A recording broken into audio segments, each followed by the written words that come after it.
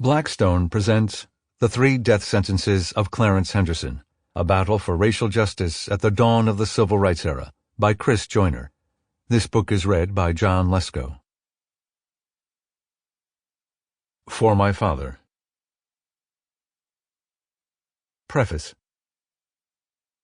The story of the death of Buddy Stevens and the trials of Clarence Henderson has been part of my life for almost my entire career as a journalist. In fact, this story got its hooks in me before I even knew I had a career.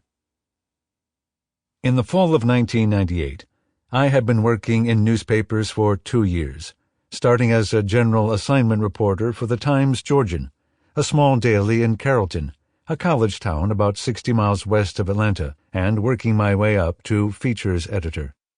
That I had risen so quickly should give an impression about the size of the paper rather than the size of my ambition. I had walked through the doors of the Times-Georgian in 1996, never having written a single newspaper article.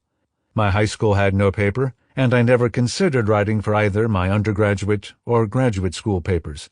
Interviewing for a vacant position in the cozy newsroom, I brought my master's thesis in history as my writing sample.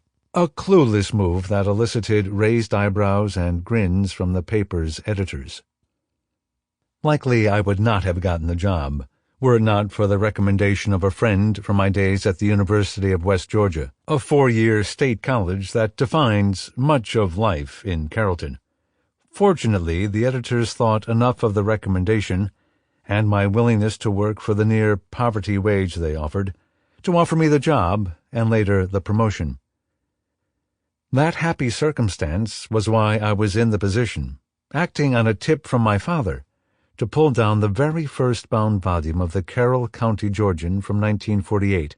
Carefully turning the yellowed pages, I found the edition for Thursday, November 4th, and the headline, "One Suspect Held, No New Clues as Stevens' Murderer is Sought."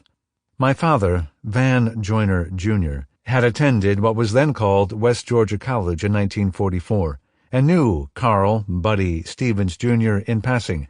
Buddy was a Carrollton boy, a townie, about the same age as my father, and when he was gunned down on a dark, rainy night in 1948, word spread among my father's classmates. Dad remembered the murder, but not a lot else.